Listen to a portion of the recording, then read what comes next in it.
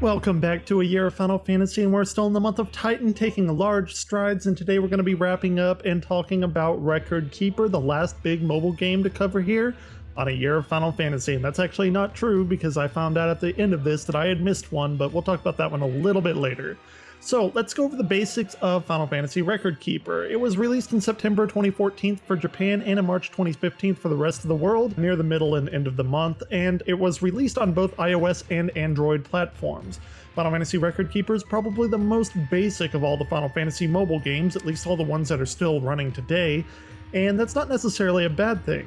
Record Keeper is actually sort of an evolution from one of the original Final Fantasy mobile games that started this whole nostalgic character kind of combination from the franchise, and that game was actually called Final Fantasy All the Bravest, which was actually not very well received, mostly from its price gouging and simplistic gameplay. The core of the game, though, with All the Bravest, was anticipated by most people, and that was being the ability to combine and play with your favorite protagonist from the franchise as a whole. While All the Bravest did this, you'd have to pay about $50+ to completely get this quote-unquote free-to-play game. And with All the Bravest, it had little story or little compelling gameplay, which really brought the whole thing down.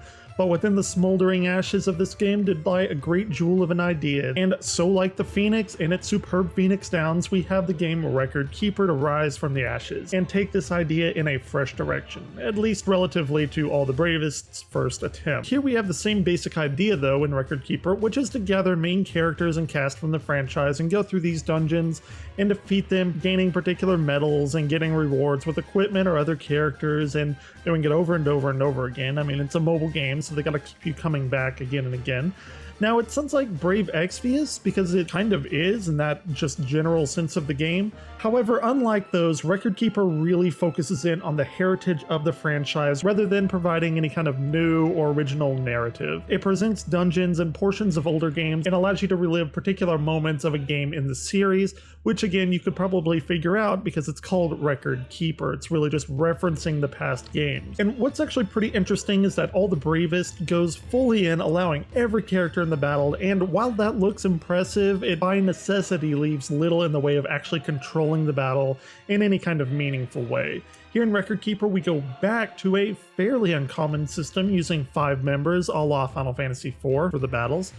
And so it really brings that fine level of control back to the battle system that you expect from a Final Fantasy game, while still allowing you to use a lot of the characters that you would want to in a game like this, which, you know, it's one of its big selling points. Really, this game, as I said at the top of the video, just really represents a basic sort of compilation of the Final Fantasy franchise, and it marries it to the mobile game philosophy that we all know today, being that you have a certain amount of energy you go to use and tackle those dungeons, and then you have to wait for it to refill, or you can use the real money to buy gems in which to go and play the game more.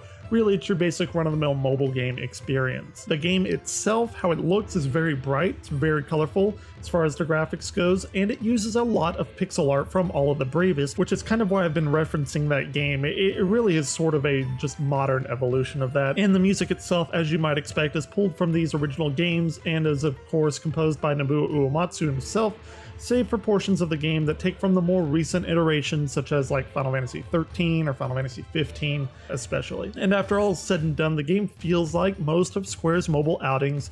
It's very busy in the way that the art is presented to you, and it's kind of in your face with all these options and bright colors, and it's just information that's shotgunned into your eyes. I get really a familiar feeling to what I said about Brave Exvius during that last video, but if you haven't watched that, I feel that because it's probably the fact that I'm not a huge mobile gamer, that this is just so much information just being thrown at you, but it may be par for the course if you are a mobile gamer, I'm not sure. Now, that being said, this really actually is one of the more enjoyable games of the mobile games, and it's a simple concept, it's fairly easy to grasp, it cashes in on that nostalgia, which is not a bad thing. All of that combined together does make this a worthwhile game, especially considering the fixes that they made from All of the Bravest to this.